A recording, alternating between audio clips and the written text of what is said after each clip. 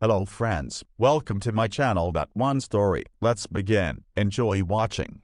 You sat in the kitchen and made a list. Okay, wine, meat, condiments, condensed milk and eggs for the cake, and cucumbers and mayonnaise for the salad. You didn't forget anything, did you? Yes, I did. A little hidden video camera. That's right, I'll have to stop by and check the prices. Oh, my head hurts and I'm sleepy, so I'm going to lie down. I'm exhausted. The girl had been living with her fiancé Tilda copyright, Vodic, for a long time, and things were looking up for the wedding. They had already applied to the registry office, but lately their relationship had been far from ideal. The couple was constantly quarreling, although there were no particular reasons for that. The thing is that for a month and a half Nastia felt very bad. She wanted to sleep all the time, had a headache, severe weakness, and sometimes even dizziness. The girl went to the doctor more than once and had some tests. She was told that she was absolutely healthy, but in fact Nastia was getting worse and worse, and it was very frightening. In addition, in the house began to happen something devilish. As soon as the girl fell asleep, the rooms after was a terrible shambles. Even the linen in the closet was overturned, as if a gambler started. Nastia 100 times tried to talk seriously about it with Vadim, to advise, even asked whether he did it all, because in the house there was no one else but the two of them, but he only twirled his finger at his temple and joked off.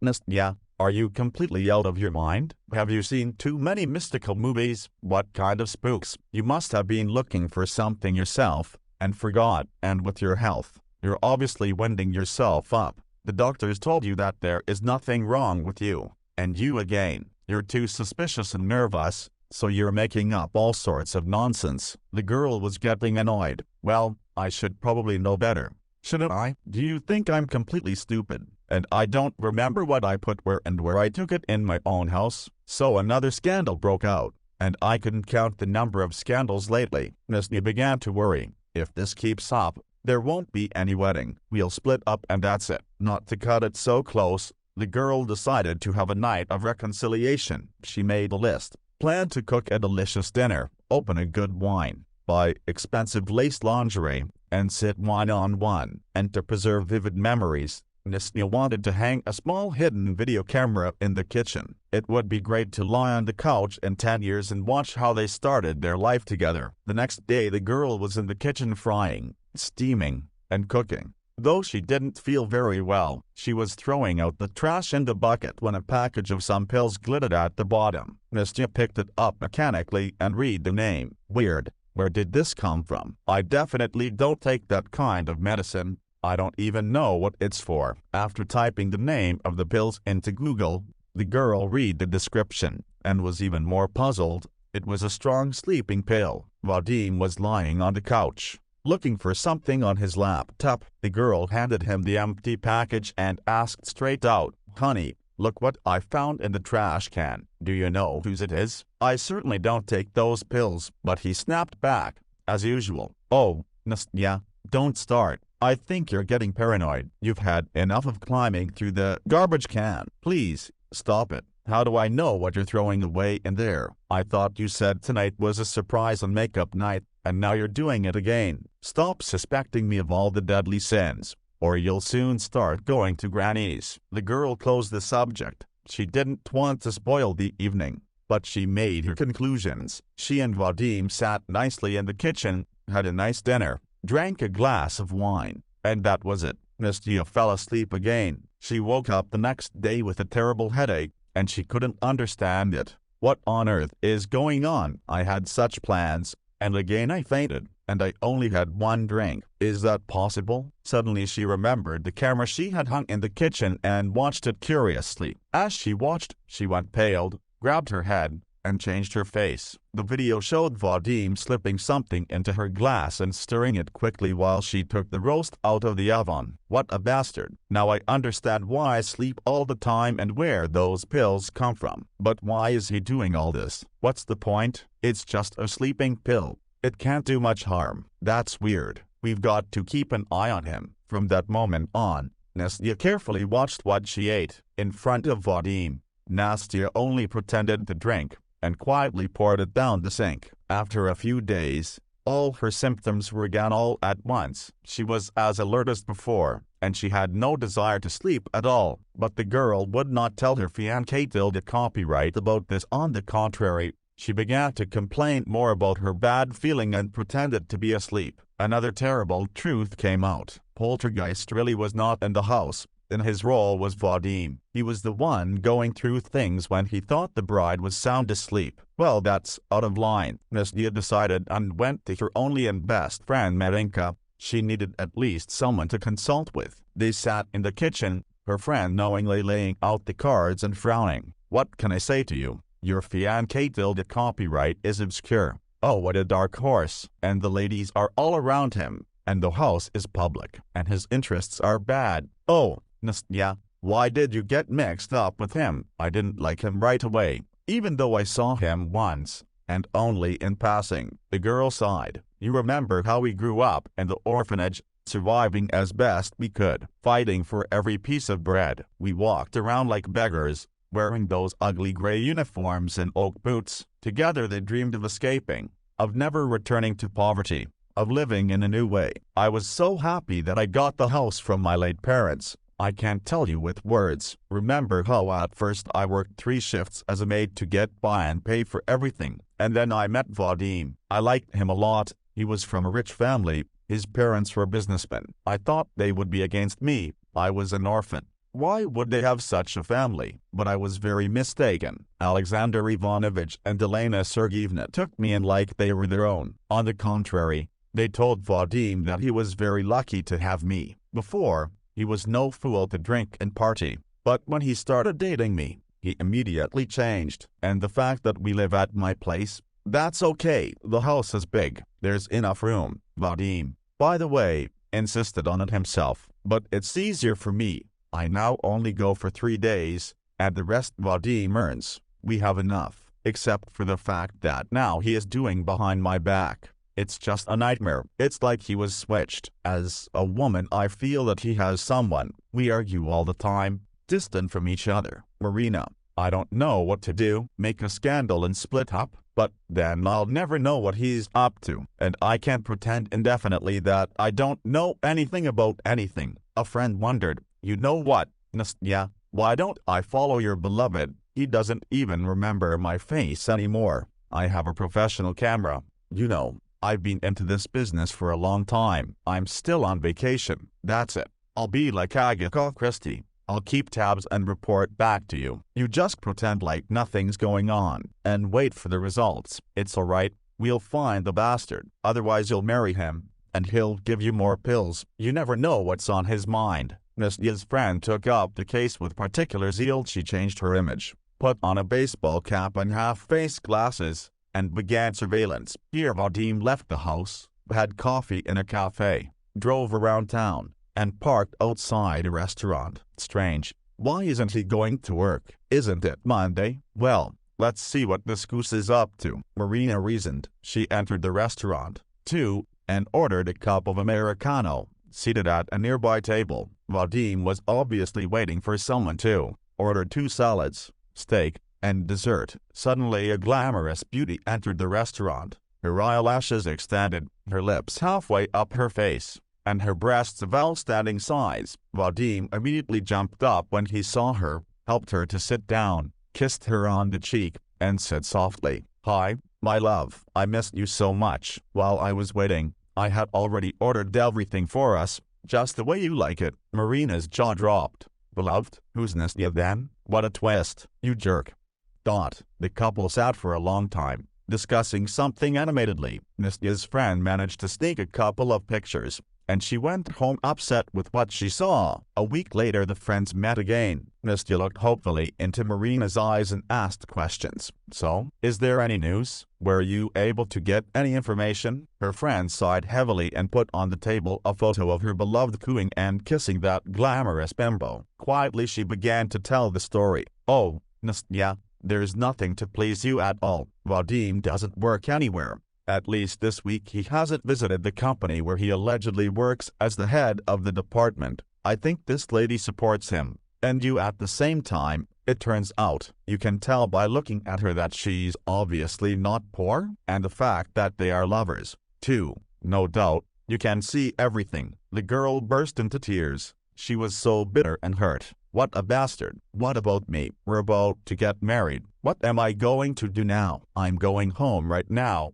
and I'm going to throw that bastard out. One thing I don't understand is why he's living with me. Why he was going to marry me, if he's fooling around with that lady. I don't get it. And why does he give me sleeping pills? We could just break up. I don't understand what he's trying to find in the house on a regular basis. Marinka hugged her friend. Wait a minute, so you'll kick Vadim out? So what? We'll never find out what this scoundrel is really up to. I have another suggestion. Let's hire a private detective. Let him use his own channels to find out everything, and then chase the groom away. What do you think? Nesnia wiped away her tears. It's a good idea, but where would I get the money for a detective? I would also ask him to find out something about my parents, who they were, what did they do, where did I get the house, and how did I get it? I still don't know anything. All the babysitters said was that my parents died in a car accident. That's all. Maybe I have other relatives. Marinka reassured her friend. Don't worry, I'll pay for it. I just got my vacation pay. You know, they pay me well at the private clinic. I'll make more money. I myself am terribly curious about how this is all going to end. If we're going to work it out, we've got to get it right. And you'll pay me back when you can. Nesnia hugged Marinka and cried again. Thank you for your help and help out. You're the closest person I've got. Nesnia pretended to have no idea, and continued to live with Vadim. Even though it was very difficult for her, she began to literally hate him. She wanted to tell him everything, and ask him why he was with her so, but a deal is a deal, and she restrained herself. Truth from intimacy with the scoundrel, she now refused. Referred to the ill health and sleepiness. He was not even upset. He pretended that everything is fine. What a two-faced man. The very next day the girlfriends went to a detective agency and concluded a contract. They hired a good, proven detective. Viktor Andreevich Karpov was a former police officer, had a nose like a bloodhound and a lot of connections in the agencies. After listening to the girls, the man scratched the back of his head. Yes, indeed. A rather interesting picture is emerging. We should double-check everything. All right, I'll take your case. Leave me your number and wait for the results. I'll get back to you. Until then, I ask you to live as before, so your fiancé Tilda Copyright doesn't suspect anything. All right? 2 more weeks passed, and Nesnia dragged on and on about the wedding, inventing more and more excuses. Oh, honey, I don't feel well at all. I'm going to another clinic to get checked out. I can't figure out what's going on with me. What if something is serious? Let's wait another week or 2. Let's not book a banquet hall yet. I'm exhausted. Vadim became irritated and raised his voice. Whatever. Maybe you don't want to get married at all. You've completely turned on your health. I think it's time for you to see a psychiatrist. At last the long-awaited call from the detective sounded, and Nesnia and Marina immediately rushed to him. Curiosity and anxiety just took them apart. Viktor Andreevich looked intently at Nesnia and began a long story. I'll tell you right off the bat, it turned out to be a very twisted case. I could barely get the information I needed. I had to use my old connections, and in some places I had to put a lot of pressure. Let's start with your family history. It turns out that your parents, Anastasia Pavlovna, the real millionaires, your father, Mr. Yakubov, was the owner of a jewelry company, and not just one. They really tragically died in an accident, which was probably also set up by a wishers. I pulled up the case from the archives, and everything there is ambiguous. An old gardener, who worked in your family at that time, told me a lot about it. Well, your father was repeatedly threatened. It is common in this kind of business. So just in case he hid all the most valuable things from everyone, as if he felt that it would end badly, and exactly where, no one knew. After the death of his parents, his father's attorney, Vladimir Saratov, suddenly volunteered to be your guardian, allegedly felt sorry for the orphan and decided to take you in and raise him. You were only 3 years old at the time, but this rascal turned out to be dishonest, snatched a posh mansion of millionaires, and you, Nasenka, quickly placed in the shelter. Of course, everyone was paid generously, and everything is covered. It turns out that your parents had two mansions. The one Saratov took for himself was built at the peak of your father's career, and the other, simpler, in which you now live. Your parents have been living since the beginning of their life together. Saratov gave it to you through intermediaries, as a payoff, so that his machinations were not known. That's the way it is. Anastasia Pavlovna, I think you've understood everything. You should have known what it took me to gather this information. Bit by bit, Nastia was in complete shock and could not get a word out, and her friend joined in the conversation. So I still don't understand. What does Vadim have to do with it? What does he have to do with it? That's the mystery, isn't it? Did you find out anything? Viktor Andreevich continued. I don't take money for nothing once I'm in business. I'll see it through to the end. So, Vadim Saratov's fiancé copyright is none other than the son of the very attorney who put Anastasia in an orphanage instead of raising her and his family. I talked to your father's former colleagues, and I found out that many people assume that your late father hid all his valuables in this old house, where you now live. Saratov Sr. died recently, and apparently before his death told his son about the hidden wealth, and the rest is just as it was written. The rascal gets acquainted with you, rubs your confidence, says that he is the son of wealthy parents, which is partly true. He really has a mansion, and his father was not poor on your parents' money. And to make you finally trust him, he hired actors for money, who successfully played his rich parents. He does have a mistress, Carolina Elimova, a self-serving lady. She will never let go of her profits, so they probably decided to pair up by any means to get all the valuables, to live until old age impoverished. But how do you find them if you live there, so that you wouldn't disturb them? Vadim gave you sleeping pills while he searched for you. I think they did not intend to kill you. They did not have the guts. If they really found something, then the groom, or at that time, the legal husband, would have simply left you immediately for lack of use. So that's a nasty and dirty story. Nastya cried softly. What am I supposed to do with all this? What about love? I was going to live my life with Vadim, raise my children. So he never loved me, he only used me. Viktor Andreevich only sighed. I did my job. I found out all the truth, and what you should do is up to you. My advice to you: kick out the scoundrel and hire specialists to search for treasure. They will tell you exactly whether there is a treasure in your house or not. If you want, I can help you in this matter. Advise a good friend with an impeccable reputation. He is a master of finding what is hidden from prying eyes. Oh, and in case you're wondering, your parents are buried in the central cemetery on Kirov, right next to the big birch tree, and the number is 1603. I found their grave to make sure and verify the fact of their death. It would be a good idea to clean it up, since no one had done so for a long time. Marina took Nastya to her place, and they sat in the kitchen together crying for a long time, trying to figure out how to proceed and what to do. Her friends sincerely offered her help. Do you want me to go with you tomorrow? We'll chase the bastard away together. I'll beat him up. You know how I fought at the orphanage. What a jerk. What kind of scam is that? How did you even think of putting up the camera in time? Otherwise,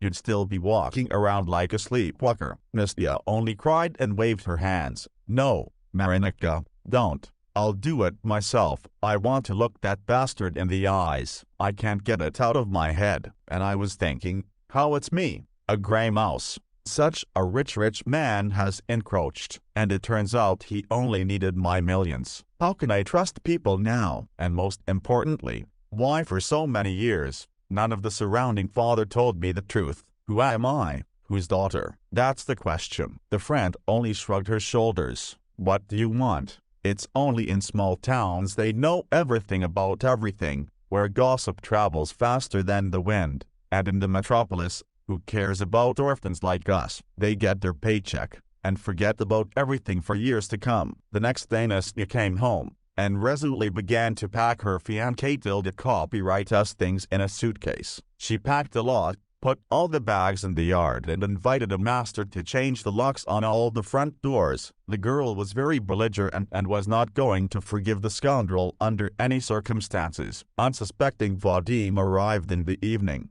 supposedly from work, and could not understand anything. The key did not turn in the lock, and there were some suitcases beside the bench. He started to call Nastya on her cell phone, but she was out of range. The guy was freaking out, banging on the window screaming, "Nastya, open up. What's with all the tricks again? Let's talk. What are you up to now? I'm so sick of all this." The girl decided to come out after all, and she looked at Vadim with hatred. "Let's talk, my love," and she threw a picture in his face of him kissing Carolyn. The guy realized he was caught, so he began to twist and turn. "Nastya, I'm sorry. It's not serious. I love you. I made a mistake once. Who doesn't? She seduced me. I didn't mean to. Let's just forget everything and start over. Why ruin everything like this? We're about to get married." His duplicity and perfidy made the girl even more angry. "Shall we start over?" "No, thank you. I have a video camera recording of you slipping me sleeping pills the day we reconciled." Yes.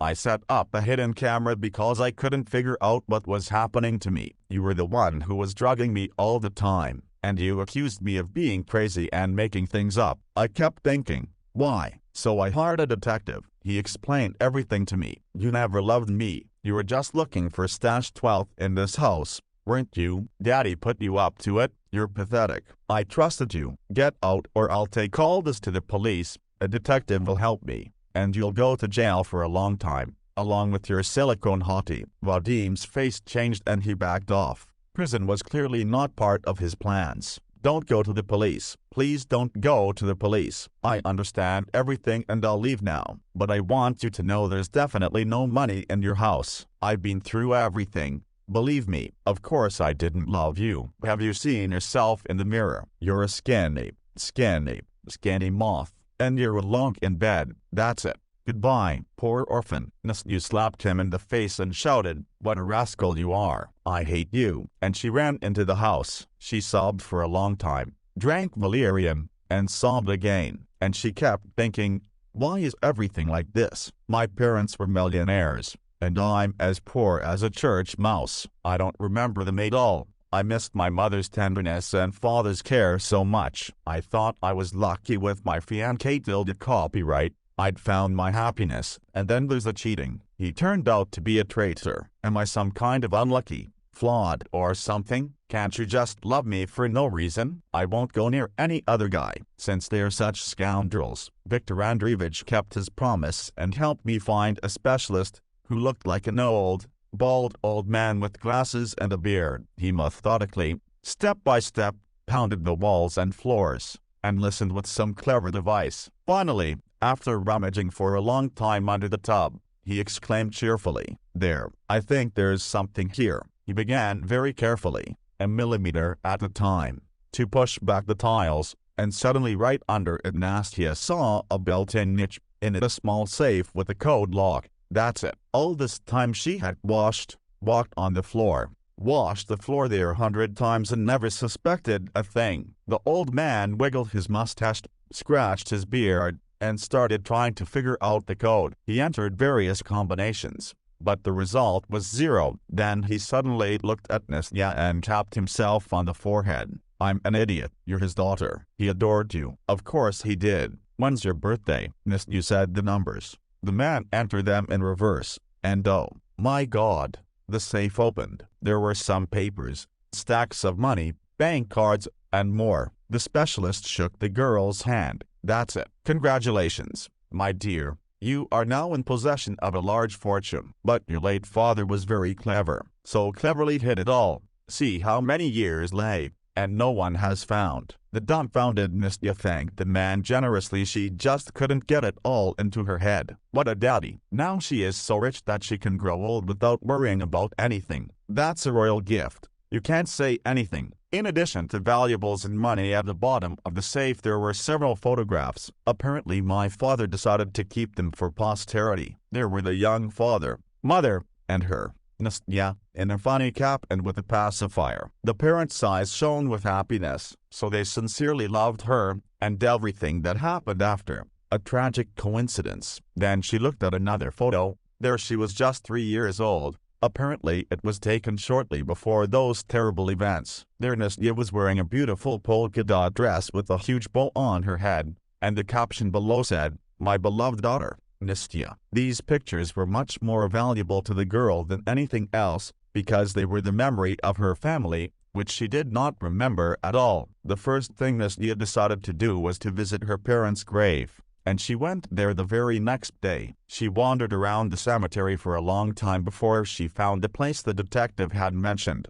Graves were long abandoned and overgrown with weeds. The headstone sagged and skewed. Nastya could not stand it and burst into tears, peering into the faded photographs of her dearest people. Now she realized that she looked very much like her father, the same eyebrows and gaze, but her mother's hair and lips. The girl tore in the weeds and whispered with exasperation for hours, "Pardon me, my dears, I didn't know anything about you at all. I'll visit you often from now on, I promise." She didn't immediately notice the little boy coming up behind her and asking quietly, "I'm sorry, do you have any candy or cookies? I would eat for the kingdom of heaven." She guiltily rummaged through her pockets. "No, I didn't think of that, baby. Why don't I give you some money and you buy it?" The boy shook his head sadly. "No, I don't need the money. The stepmother will find it and take it away anyway, and drink it away." Stunned, Nastya continued, "She hurts you,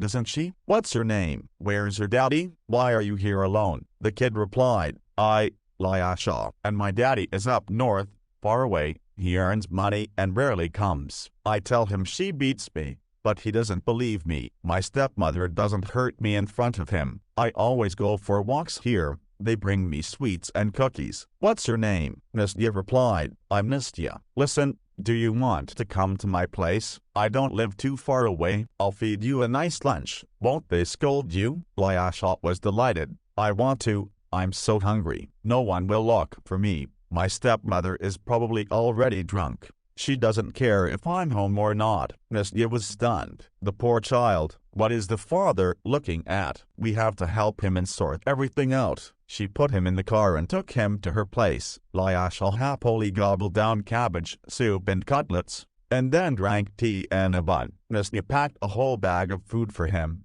and took him to the house. The house looked very neat and tidy. It was hard to believe that the stepmother was really drinking and abusing the boy. Nastya patted the baby's curly head and said, "That's it. Run home. Can I come back tomorrow? I'll bring you something delicious, and I'll meet your stepmother, too." Lyasha was delighted. "Sure, come, Aunt Nastya, I'll be waiting." They said goodbye, and the girl left on business. Nastya decided to keep an eye on the baby, to casually meet the parents. Maybe it's not as scary as he describes. Children can fantasize, too, to get adults' attention. Nastya ordered her parents a beautiful new memorial and pictures, but all the time, no matter what she did, her thoughts returned to Lyasha. His sad brown beady eyes and smile were firmly rooted in her soul. The next day she bought all sorts of goodies again and came to Lyasha's house. She rang and knocked for a long time. A dog barked in the yard, but no one opened the door. You never know,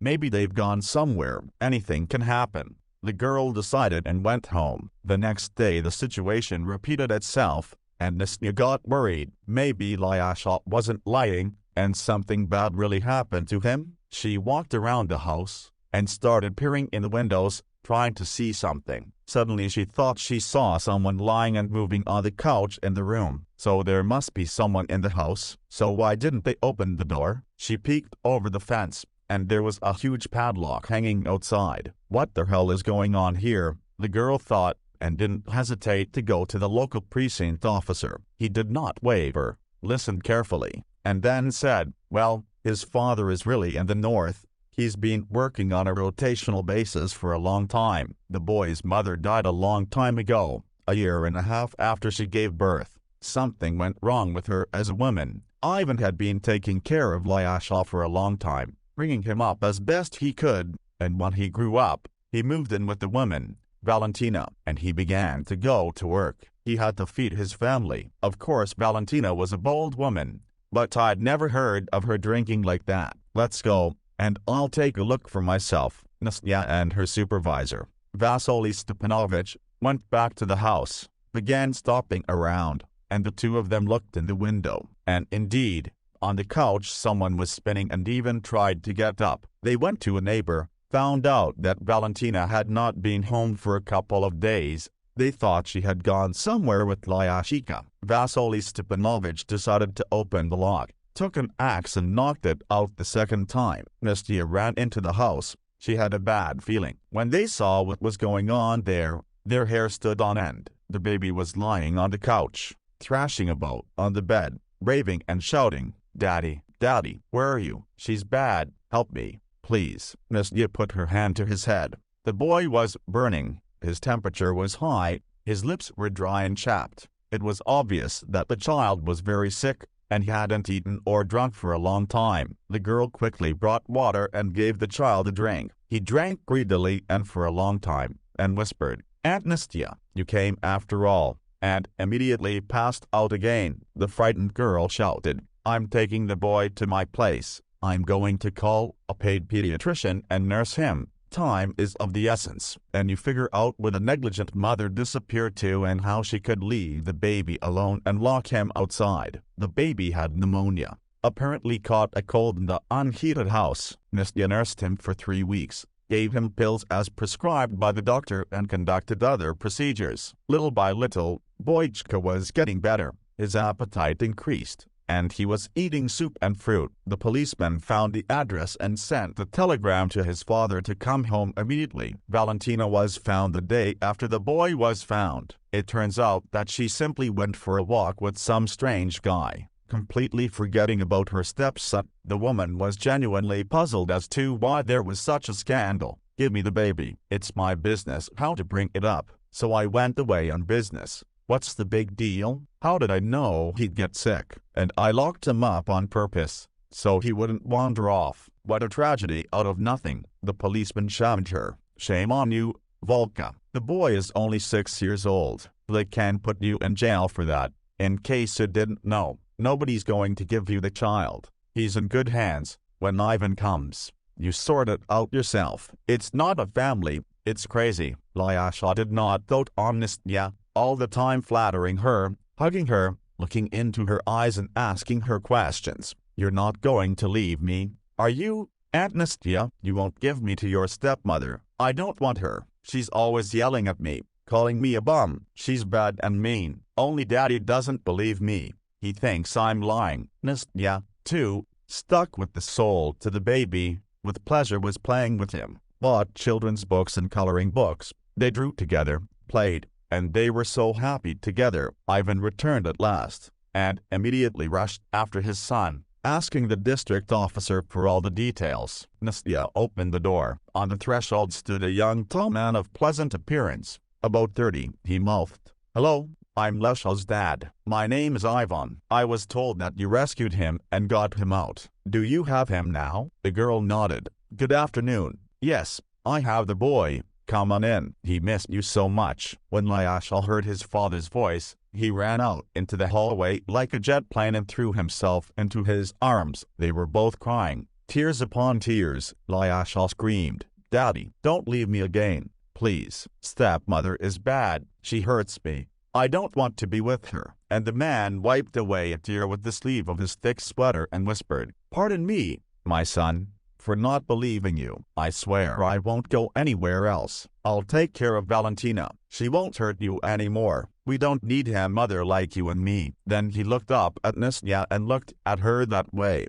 saying, "Thank you, Nasenka, from the bottom of my heart. If it weren't for you, I don't know what could have happened. Well, I'll take my son. Do you mind?" Nastya suddenly felt so sad, and she answered, "Yes, yes, of course. You're his father. But I won't let you go anywhere without a delicious lunch. Wash your hands and come to the table. Lyasha and I have everything ready." The three of us ate. Ivan praised the soup and pancakes with meat, and then drank tea. Leka was full and ran to look at the gifts that his father had brought, taking them out of his backpack, and the man began to talk about himself leisurely. "I got married early. I happened to fall in love with Sveta back in high school, and that was it. I didn't need anyone but her. I worked as a driver after school. Sveta worked in a kindergarten as a nanny. We lived like everyone else, not rich, but friendly and nice. We bought a plot of land. I built a house with my own hands and put my heart and soul into it. Then Sveta got pregnant and we were so happy. But she was very ill. She could hardly carry the baby to term. She had health problems after a severe illness, barely gave birth to Lekka, and then she was treated for a long time. Eventually it turned out she had cancer, but the doctors noticed it late. They missed the moment. So my swallow died when my son was only a year and a half old. I was so sad.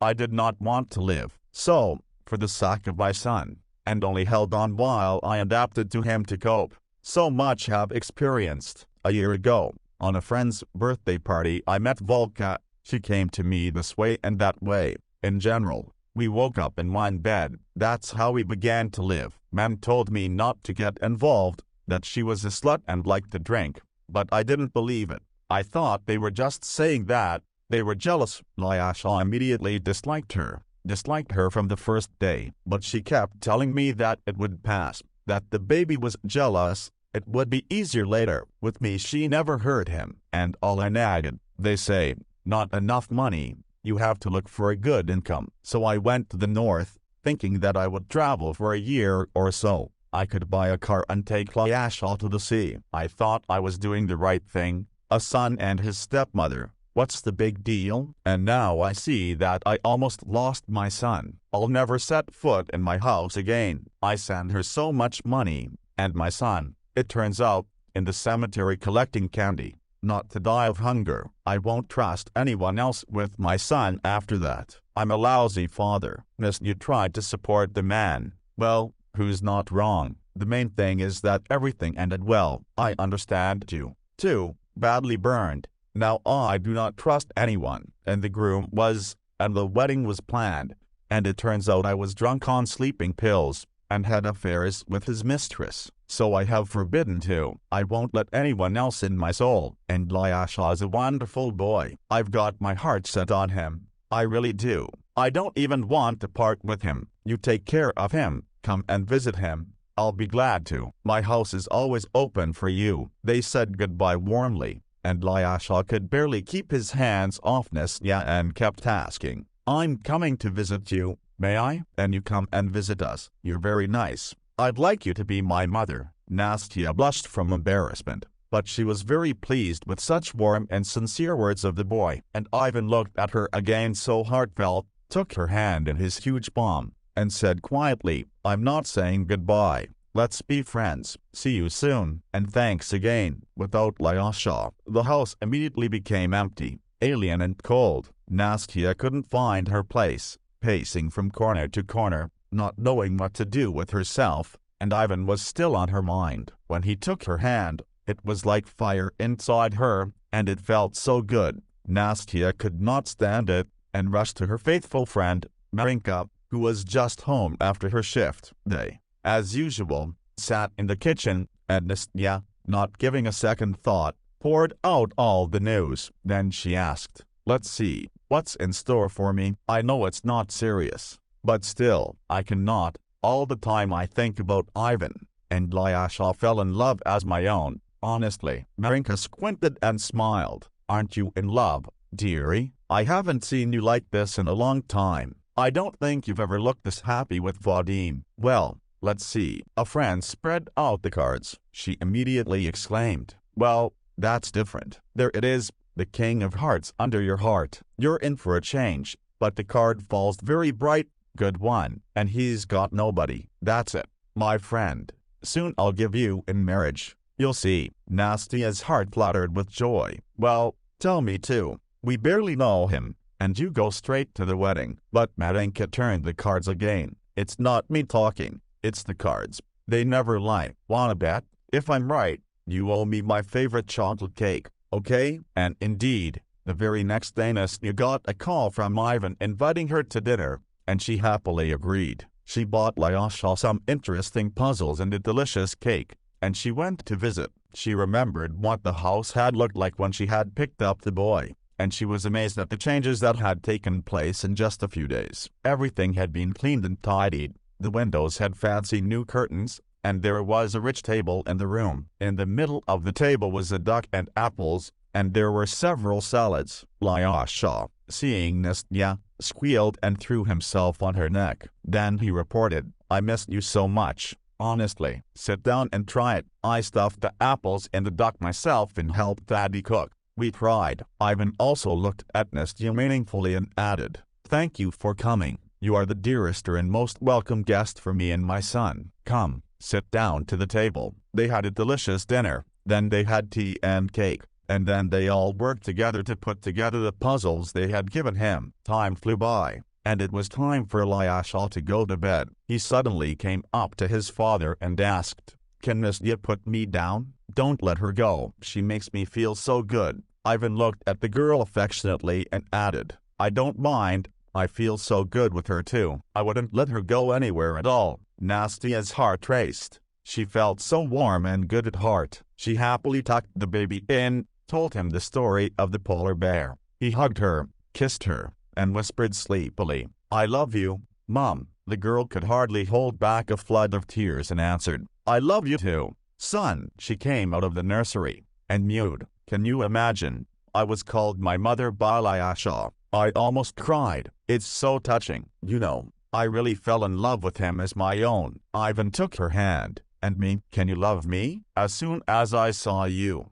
So fragile, so tender, so real, I immediately disappeared." "Marry me, Nasanka." "I'm not promising mountains of gold. I'm not a millionaire. But I'll cherish you like the most precious treasure." Nastya pressed against his prickly cheek and whispered, "I agree. Without you and Lyasha, I can't live without you. You're all I think about. Just don't do any more shift work. We need you here. I think you'll find a job here, too." Ivan kissed her passionately and they never parted again. A month later the wedding took place. Nastya was simply enchanting in a lacy, tight-fitting, long, snow-white dress. Ivan didn't leave her side for a minute, and held her hand, as if he was afraid she would disappear somewhere. Little Lyasha in a suit with the bow, he was striding along the wedding palace, with a bouquet for his mother in his hands. There weren't many guests, only my closest ones. The maid of honor was Marinka, of course. She laughed, danced and flirted to the utmost with one of the invited guests from the groom's side,